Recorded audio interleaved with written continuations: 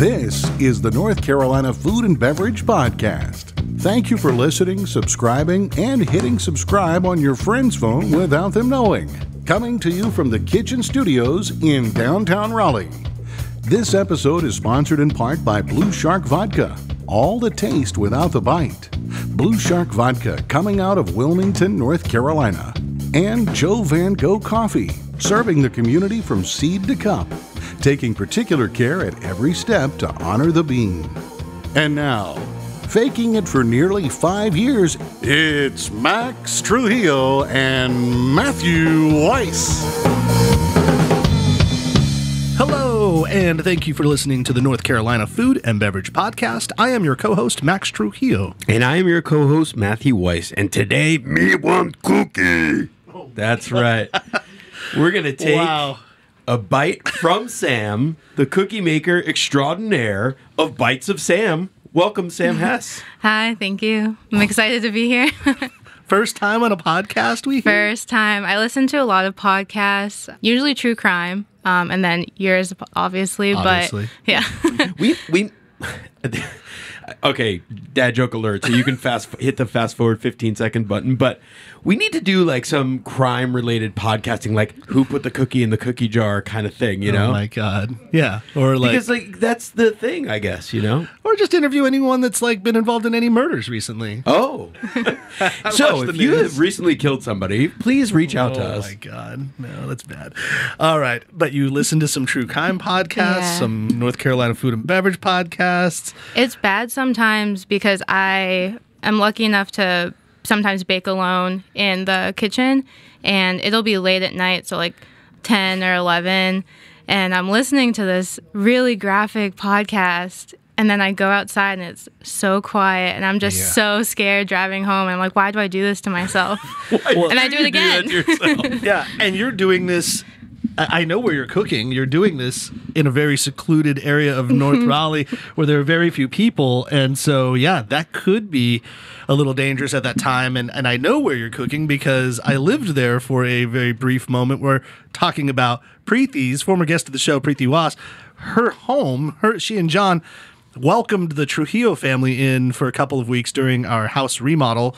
And we were in the little granny suite that is above her professional kitchen that she transformed her garage into. And that's where you bake your Bites of Sam cookies. Is that not correct? Yeah, that's true. I've been there since last August. And Preeti has not only been like someone to give kitchen space, but she's been kind of a business mentor in general. Just I went to her and I wanted to make sure I was doing everything right business-wise and like tax-wise and everything. And I said, I just don't know where to start. And she basically just gave me a list. This is all you need to do to get settled. And I was so grateful because... She gave you like a bullet-pointed list? Yeah, it was really nice because all the kind of government websites, they just circle back into each other and you don't know. And I'm like, I want to make sure I do this right, but I don't know how.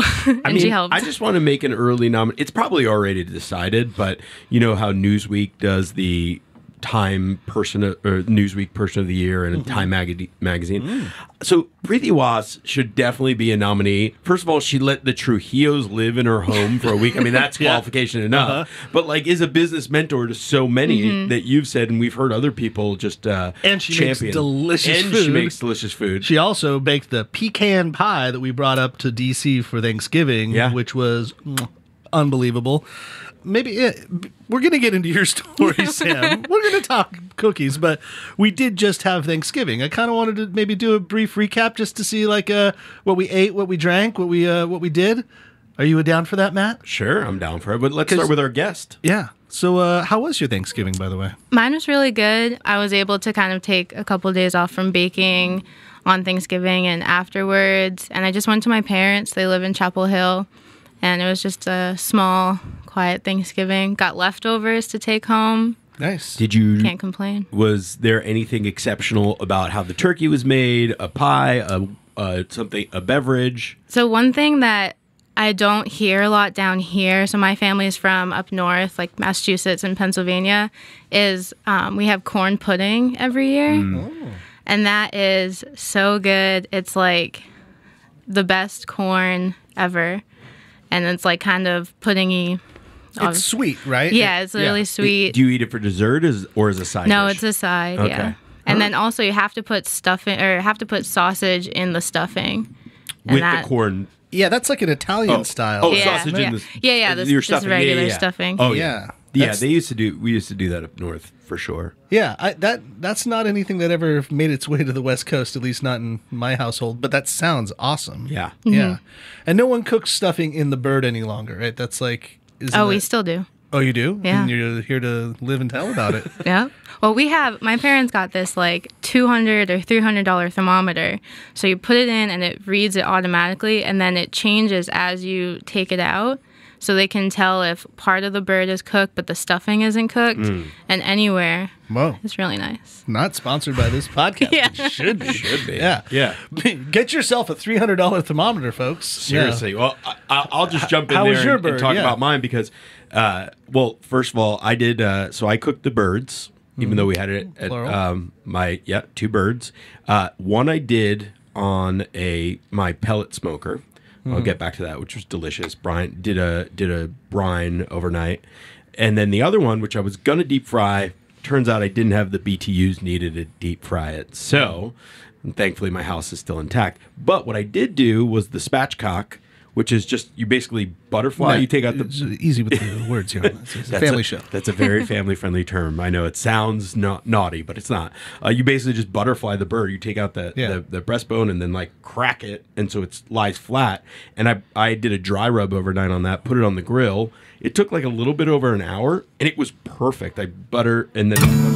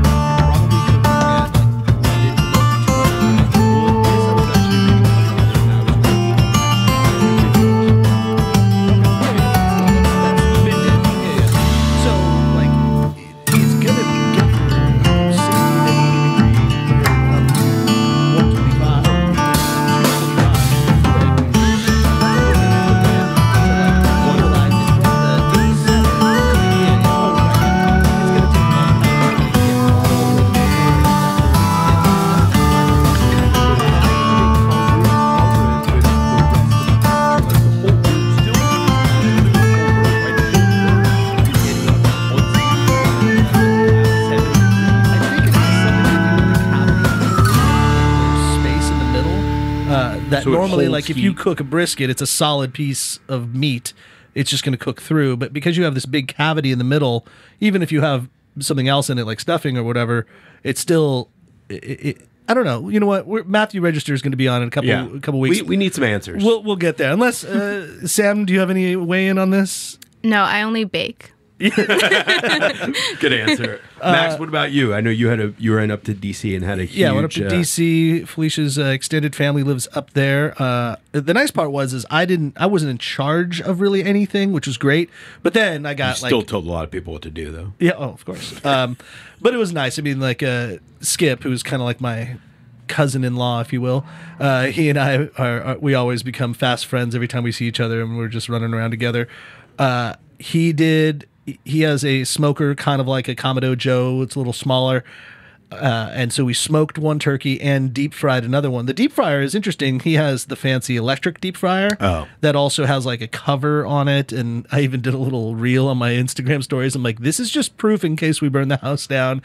This is what happened, folks. And so it was funny. And then I found this weird parallel that as we were throwing this bird into the deep fryer, I panned back and looked over, and my daughters were in the hot tub literally deep frying themselves like in this thing at the same time. I'm like, isn't this weird? We put the kids in the water over here and the bird in the oil over here, and it was the middle of November, and like the kids could still be in the pool essentially. But we had a great time. The deep fried one we brined, and then we put this kind of Cajun injection inside. That was by far the best turkey. It was unbelievable. And I was saying before, even off mic, I'm almost mad at deep fried turkeys because they're so damn easy. Like, you don't have to do anything. Yeah, and but they come risk, though. Right, yeah, but if you know what you're doing, you're just like, okay, this is fine. And it ends up being phenomenal, and it takes less than an hour to get it done. It's crazy. But one trick that I learned, and we were experiencing the same problem with the smoker, with the smoked turkey, as those last few degrees were just taking forever to get to. The other problem was he doesn't have a Commodore Joe, which doesn't mess around when it comes to heat. His is some knockoff brand, and the coals went out, and so we had to like take it out, put more coals in, and do whatever. So not as cool as mine, but in doing that, it was kind of a process. But I remember my buddy Nick Damp of Damp Good Barbecue was like, whenever you get it done, try to finish early and then wrap that MFer in some foil and in a blanket and throw it in the cooler. Yeah. So we did that, and so we took it off at about 3 o'clock, wrapped both the turkeys, sat them in the cooler for about 2.5 hours, and then had them ready, and they were perfect. I did the same thing. Yeah, wrapped it in towels, put it in a cooler bag, like and foil, and it was perfect temperature. Yeah. And what about drinking? Drink wise, we were making like, there was so much bourbon everywhere, and he's like got random bottles of Willet that he didn't even know he had. I'm like, you have too much booze to like, when you just forget that you had that bottle of Willet over there. So we were doing those. We were playing ping pong most of the day, and then for the actual supper, I opened a bottle of 2008 Roy Estates Cabernet from Napa. Okay. Shirley Roy and I, back in the day when I was a wine rep, we worked together. She's a lovely older lady who, her husband, who is now passed, and he had passed then, his dream, he made money in something else, I think tech or finance. Or Waystar Royco.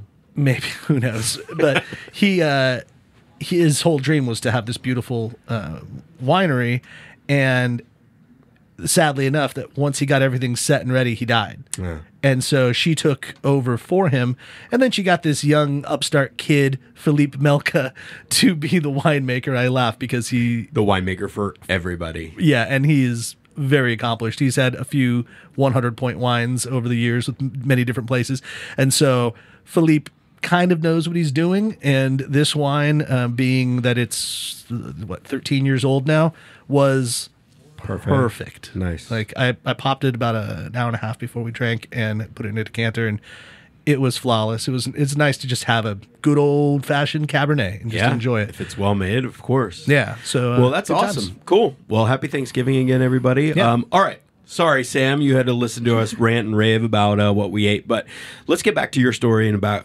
cookies. So you were telling me off mic before, you're basically data entry internal affairs for a company. Ooh, tell us more.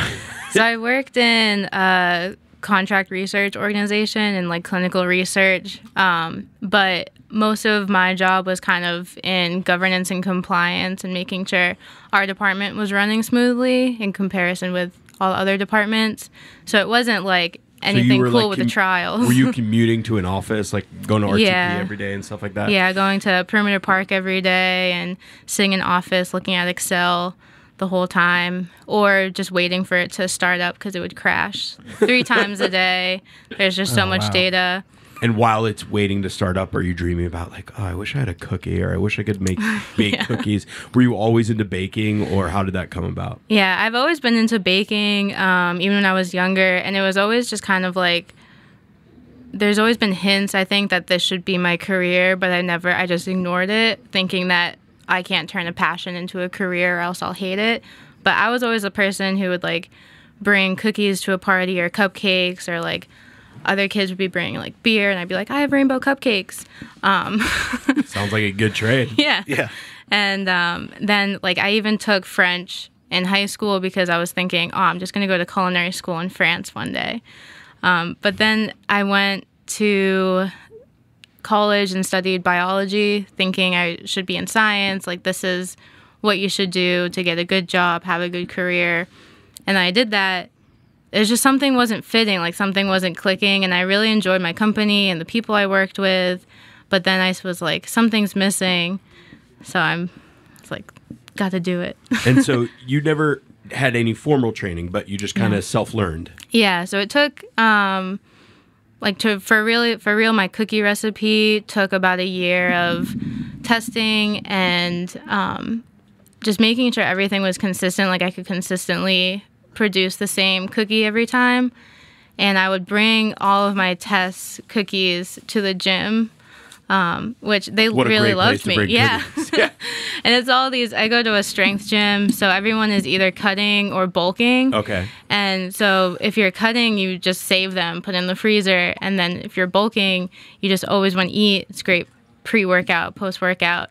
So they loved it. I bet. So is that where you met Preeti then, when you went to the gym? Because she has Sheeny, obviously, at the YMCA? No, so I first knew Crystal from Mama Salsa. Oh, yeah. I met her. I just got salsa from her one night market a couple years ago, and then just been following her story. And then I kind of got to know her more personally. And one time I asked just on Instagram, anyone have any commercial kitchens in Raleigh? And she said to ask Preeti at Sheeny.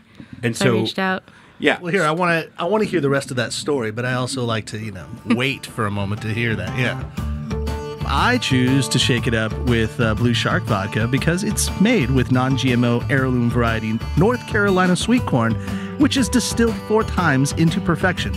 I mean, right there, you already had me. You got North Carolina, you got local farming, you got distilling, you got non-GMO. It's all the things that really you should be looking for when you're trying to source local and do things. And on top of it, it's delicious vodka that allows you to make any type of cocktail you want to have. For the folks at Blue Shark Vodka, the small batch process is a labor of love. After distilling the corn 4 times, the mash mallows for 28 days, allowing flavors to fully bloom and awaken. Finally, each batch is triple filtered, giving the vodka a smooth, clean finish and making the alcohol less bitey. It's Blue Shark Vodka, the shark that doesn't bite. Non-GMO, heirloom sweet corn. Go visit Blue Shark Vodka. Well, you know what goes great with cookies? Maybe some coffee. Definitely some coffee. Maybe some coffee from Joe Van Gogh. And since it is the holidays right now, we just thought maybe we should talk about some of the coffee that Joe Van Gogh does for the holidays. And I'm talking about the Joe Van Gogh Organic Home for the Holidays 2021 blend. And that's what we have right here. Little flavor notes, Matt, maybe of some cranberry, some hazelnut, some milk chocolate in here. Joe Van Gogh has been spreading good cheer with the local Habitat for Humanity affiliates every holiday season since 2009. And every bag sold, they donate 50 cents among Habitat for Humanity in Durham, Orange, and Wake counties. They're proud to continue their partnership within our community and hope to encourage you to help build in this holiday season. Find your local Habitat for Humanity and catch up with their latest volunteering projects and events. Habitat for Humanity transforms lives and communities by helping families purchase safe, decent, and affordable homes. So, for more information, go check them out at joevangogh.com. So, you had asked Crystal from Mama Salsa, does she know about a commercial kitchen? But were you already doing this for business? Were you already making money at Kind that of. time? Okay. So a lot of people think I started it during the pandemic, but I actually started seriously thinking about it in 2019, and that's when I was doing all the recipe testing, and then I think January, February of 2020, I got my apartment kitchen certified from the Department of Agriculture, I think it is, and I was like, doing it. But then... How hard was that? It was pretty easy. They're really great. They tell you everything that you need. You just can't have any pets, so that kind of knocks out a lot of people who have pets or cats or anything. They call them pests, which I'm like, come on. So do we. Yeah, some days. It's all the same. Yeah. But that's one of the cool things about North Carolina that we've talked about a couple times, but if you're just listening and you don't know this, you can have a commercial kitchen in your home in North Carolina. Yeah, and I mean, if anyone has questions, I love helping people kind of go through the right ways of doing this. Home baking, I'll like show you the list that they give you. Like, it's really great. It's really easy. But then the pandemic happened and I lived alone. I was like, let's get a dog. So I got a dog and I was like, well, I can't bake out of my home anymore. So I kind of put it to the side. And then in like late June, July, there was so much social unrest happening. Yeah. And I was like, I need to do something, because I also had kind of more of a learning experience myself of like, wow, this is really an issue. And so I did We're talking about Black Lives Matter, yeah, of course. yeah. And so I did like on my personal page, like a tarot reading fundraiser. And I got tarot reading? Yeah, or so tarot reading. Tarot. Okay. Tarot cards, yeah. Yeah, tarot. Yeah. Got it. So I raised some money that way, and then I was thinking, well, what else do I have to offer the world? And I was like, well, I can bake cookies. So I decided to do a cookie fundraiser, and I raised, I think, about $600 for the Exoneration Initiative, which helps wrongly convicted individuals in New York get legal aid, and that's without those who don't have any DNA evidence, so it's a lot harder.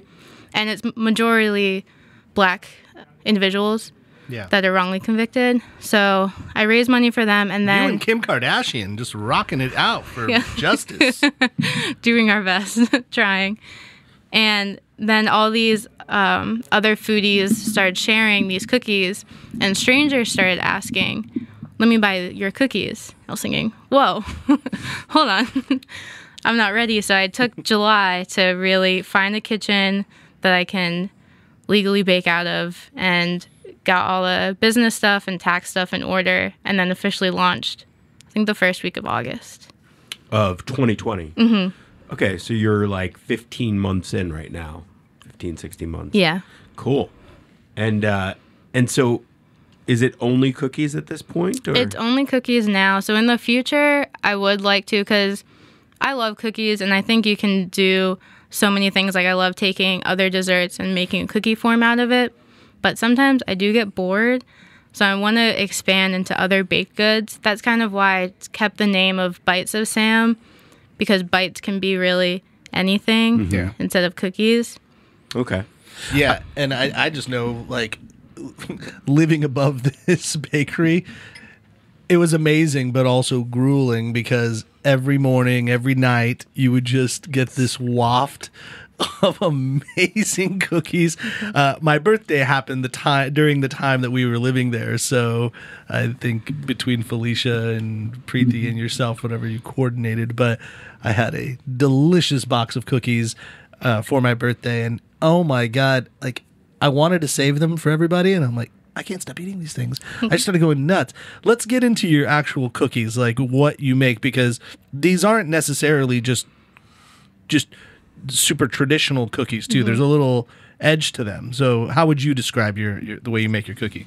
So my dad once described them as like the Ben and Jerry's of cookies, which I think is kind of accurate, because I try to put a ton of chunks and mix-ins into them. Most of them are stuffed with something, so either like cookie butter, Nutella, fluff, cake pop sometimes. I have a salted chocolate chip that I'm about to tear into right now. So that one doesn't have anything inside, but I make sure it's like loaded with chocolate chips. It has 3 different types of chocolate. I try to make sure that they're thick. A lot of people ask if they're muffins because they're so thick. And I try to make sure that they're crispy on the outside, still gooey inside. Oh my God. Wow. And I've also been told they're not overly sweet, which is nice. And you can kind of tell that because you start eating and think you're just going to eat half, but then you're not bogged down with the sweetness and you just finish it all. Which is great for me because you just keep eating them. Right. It feels like a very, delicate, elegant pastry that's, not overly sugary. Yeah, but still soft. It's almost like cookie soft. dough, like raw cookie dough, but it's not. I mean, it's super decadent and but still sane. Like it's not over the top.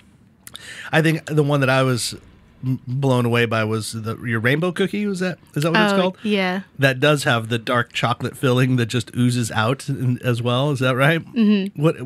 How do you make that, or what is that? So that one, are you talking like the one that you were able to get, like a fresh baked one? Yeah. So that one I just took. So sometimes I'll go in grocery stores and in that section where they have all the Little Debbies or something, I'll just buy a box. So I've got a box of these cake bites and thought it would look really good because I also want to make sure they look good because I love taking pictures of them, but I want them to taste good as well. And I put it inside of a dark chocolate cookie, so it had layers of, I think, blue, pink, and yellow cake inside, and then dark chocolate with rainbow sprinkles on top. So you're getting so I love that you're getting your inspiration from some of the big brands, and then what could I do with that? Yeah, like just stick it in a cookie. Yeah, there you go. Take anything you want, stick it in the cookie. Are you doing any savory cookies or experimenting with that sort of thing? The closest was this past for Thanksgiving. I did the honey cranberry cornbread cookie. So I put cornbread into the cookie dough along with some just cornmeal, and then inside was a honey cornbread cake pop. So it was a little bit, but there's also cranberries and white chocolate chips in the dough to kind of keep it a little sweet.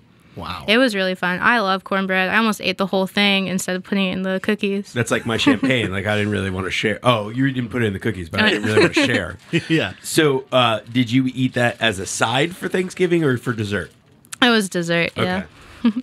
Yeah, and I've got to imagine that your family loves when you're just throw it over here. We are passing this cookie around, That was delicious. Yeah, I'm sure that the family is so on your way up to come for Thanksgiving, what are you bringing? Yeah, they actually, it's really nice. They ordered cookies and they go through the website and everything and order it. So your family doesn't do that. They actually go through the website as if they were a customer. Yeah, wow. which is nice. Yeah. So initially you kind of were doing this all via Instagram, right? And then to your website? Mm-hmm. So how does somebody buy your cookies? So I have a website, and then I do... And it's Bites of Sam. bitesofsam.com.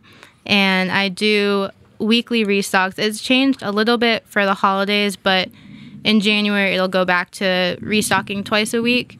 And I don't have a storefront, so I do kind of parking lot pickups. One is my Durham pickup spots. It's just a parking lot at South Point, but then other local businesses in Durham have been really kind to reach out and say I can do pickup spots there. Oh. So the Old Mill Farm in Durham, which is kind of near South Point too, I can do a pickup spot there. And then Everlew Coffee Company in downtown Durham. They've recently become a pickup spot, and their coffee is really good. Almost as good as this Joe Van Gogh. Wow. We'll have to have a coffee off. Well done. And then my Raleigh pickup is just in a park near my home. So, and what about some of these restaurants? Get your weed, man. Yeah, I know. Going to Jamaica, Queens. Yeah. What about some of the wholesale? Have you forayed into that? Does any storefronts or restaurants want to buy your cookies for their stores, desserts, etc.? Yeah, the first, I guess, wholesale was Andia's ice cream. So when I first launched in August, they reached out and they wanted my cookie for one of their monster shakes. Oh, and cool. That really, I think, propelled me into more people knowing who I am. And that was really cool. It was their Brookie Monster Shake. And then... So they just like break it up and whip it they into a shake? put it... So they had their shake and then they cut it in half and stacked it on top of the shake. So it was like... And they also had, I think, like an ice cream cone, too. It was massive. So you could just eat the cookie itself or just dunk it into the shake. And then people were saying, this cookie is amazing. Where do I get more of that? Yeah. That's amazing. And they also... So then after I quit my corporate job in April and started baking full time, and they reached out again. Like, I think it was just serendipitously, like... They didn't know I was just quitting, and they wanted my cookies again. So it's kind of funny. It's like when I first started, it was with their shakes too, and then when I did this full time, I'm back with their shakes. Okay, I love this because I'm always intrigued by the moment somebody decides to quit their job. So you had already had a wholesale contract or agreement, whatever you want to call it, that bought your cookies, so you felt validated. But then at one point, did you say, okay, that's it, I'm taking the plunge, I'm quitting my job and doing this full time? It was a long process. I think there was always the goal when I first started, and then really kind of January of this year, everyone like was pushing me, like all my friends and family. No, I would say like I'm thinking about quitting, and no one would say no. Like I was waiting for someone to tell me it was a mistake, but nobody did. Your parents and your family is so different than mine. I just want to say that because everyone would be like, just don't leave your day job, like make sure you have like some income, and they definitely would not order through the website. They'd be like, Matt, just bring some. Yeah, over. you just bring some. I'm not paying for this. Yeah. Sorry to interrupt. So and you were waiting for a no, and everyone was like, yeah. No, the no is you should do this. Yeah. So I did also get some like counseling from the Wake Small Business Center, and got a spreadsheet of how much I need to make to be profitable and all this, and that looked doable after I put all the numbers in. I was like, oh my gosh, okay, what other reasons do I have not to quit? Okay, health insurance. And then I realized I can just get health insurance, my own. Okay. I don't have any reasons. So then I decided like to do it, and it was so hard. Like I almost just didn't do it. Like the one meeting that I was gonna put in my notice, I almost just said, yeah, everything is great. Things are running smoothly. But it's terrifying. It's terrifying to your corporate job. Yeah, it's my corporate job. Yeah. I've had those moments where you're just like, this is a project I'm working on, or this is whatever, and you're like, I gotta leave. I gotta cut bait. I gotta do something for me. And it's terrifying because you're like, it's easy when I guess you're doing it for someone else, or there's another reason for it. But when it's solely just because your gut instinct and for you, at least that's the way for me. It's maybe the lack of confidence or whatever, or zero self-confidence. It's just like, really? I matter enough to do this? I mean, Matt's brimming with confidence over here, so that's never been a thing. Yeah. But that's a terrifying experience to just kind of bet on yourself and just say, screw it, I'm doing it. What I love about your story, Sam, is that you didn't just it wasn't just a feeling. You had the feeling, but then you tactically planned out. You put the numbers in a spreadsheet. You figured out, I'll get health insurance. You knew where you were going. You had a client. You're like you said, almost somebody had to stop you and say, no, don't do this, because everything was lining up. Like you were very well planned and thought out. It sounds to me like you're that type of person. You're a very good planner. Not really. Oh. But with that, I wanted to make sure everything was planned. And like, I even did like what my day would look like if I baked full time. But planning is actually something I'm continuing to improve upon, because I overcommit or just kind of go with the flow and then do everything last minute and get very stressed. Oh, now I know more. Now I feel more like I know you. That's what I was going to ask you is what's the hardest part of this job now? It is keeping to a schedule, because it's so easy to like, well, I can do that this day, or I can do that this, or if I really want to, I can just bake at midnight. But it took probably about 2 or 3 months to really feel like I'm in a groove and get a schedule. And it was a lot of help from my family and friends of giving advice and feedback. That's awesome. And so what about, let's say, Okay, two questions.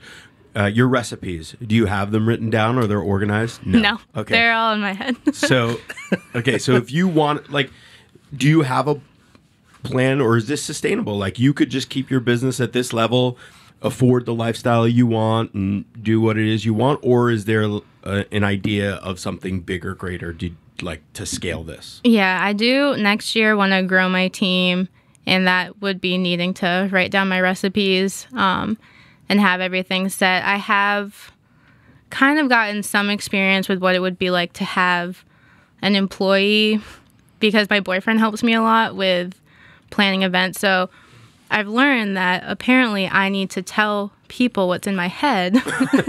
And it's like, can't you just get in there? Or else they won't know. Right. Well, that's interesting that you don't have your recipes written down, only just because in baking it's so precise, right? Like everything's to the tablespoon or the teaspoon or whatever it is. So, I mean, in your head, you know, like this is the exact quantity, or are you kind of going by feel? Or how do you do it? I measure the flour, and then I have ratios in case I need to scale up or down. But I have it all in my head of this much flour, this many eggs. And then with mix-ins, I kind of eyeball. So you just need somebody to remember when we had that donut.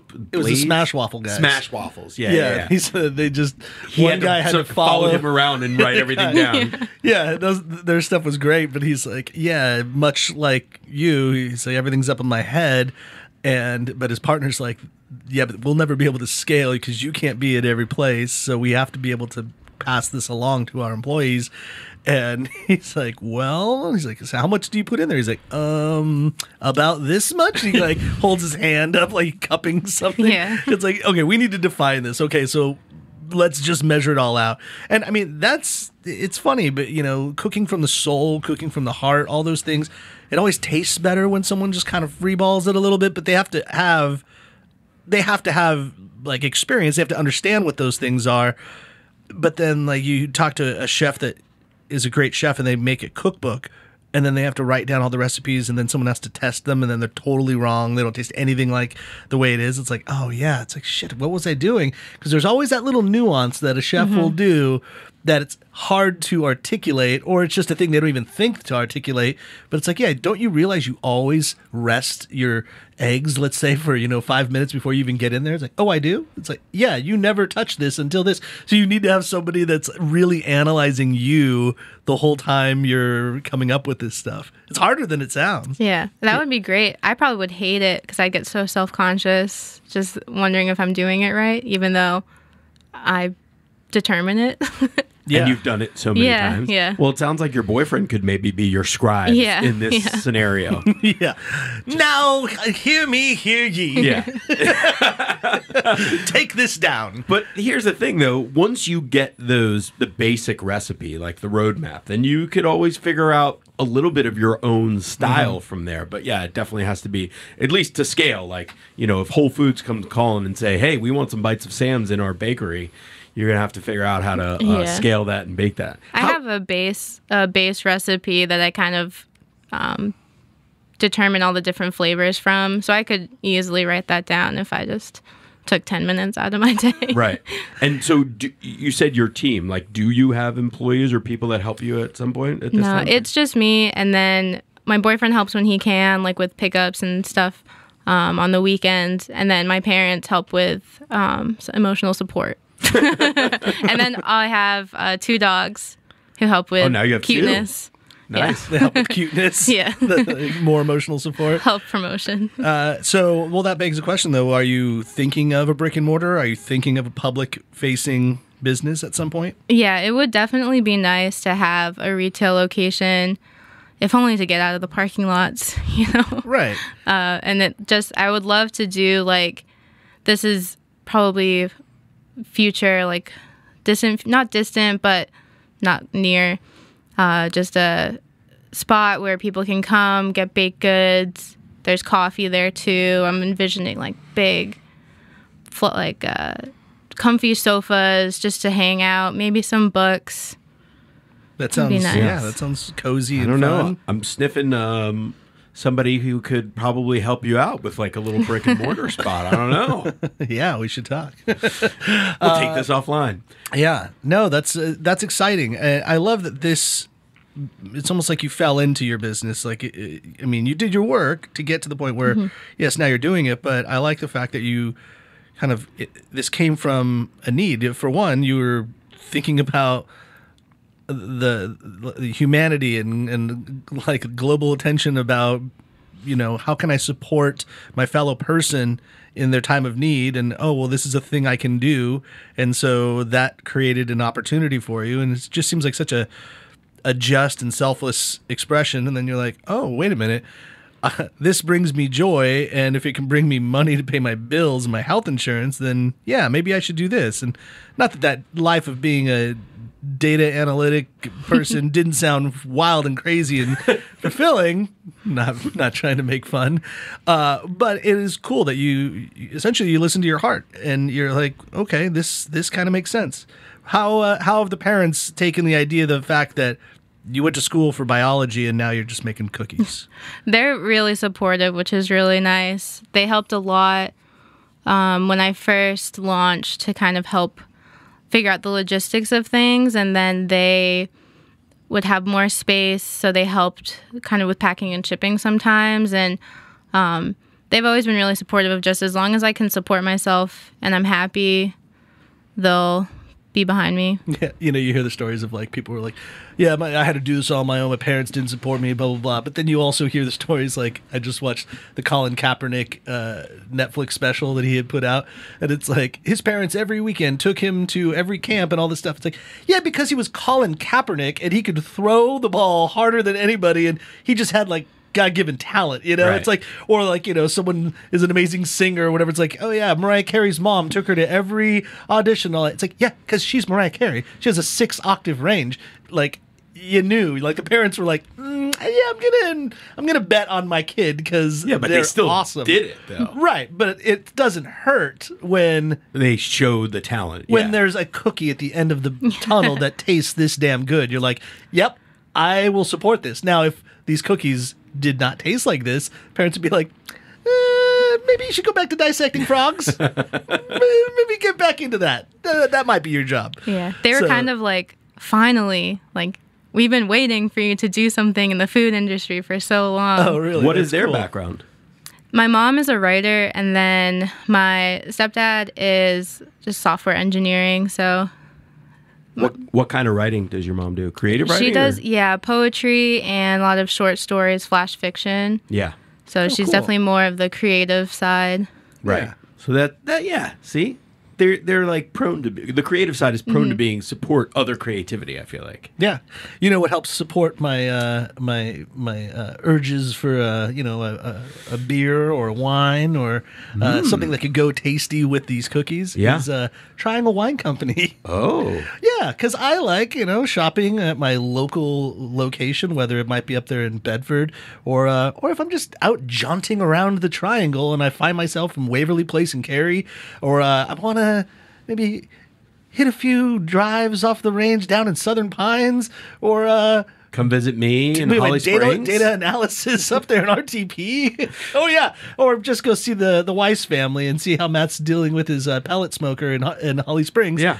I can do all of those things and still find myself surrounded by rows and rows and shelves of delicious wines and beers and ciders and little mixers for my cocktails and all of that, because Triangle Wine Company has all of that at your fingertips. Yep. And you can do that because you can get online, go to trianglewineco.com, place your order online for pickup, delivery, curbside, and delivery if you're kind of in the certain area, or you just go walk in, just take it, and buy it off the shelf. Great tap room as well. You can sit there and have some beers. They always have wine tastings on Fridays and all types of good stuff going on at Triangle Wine Co. And I think we need to do another merger of some sort with our good friend Jennifer over at Proof Alcohol Ice Cream, because I bet you could take all of these delicious bites of Sam and smash them or slice them or whip them, or just make like a little sandwich with Proof Alcohol Ice Cream, because Proof Alcohol Ice Cream has 7% alcohol in every pint of ice cream,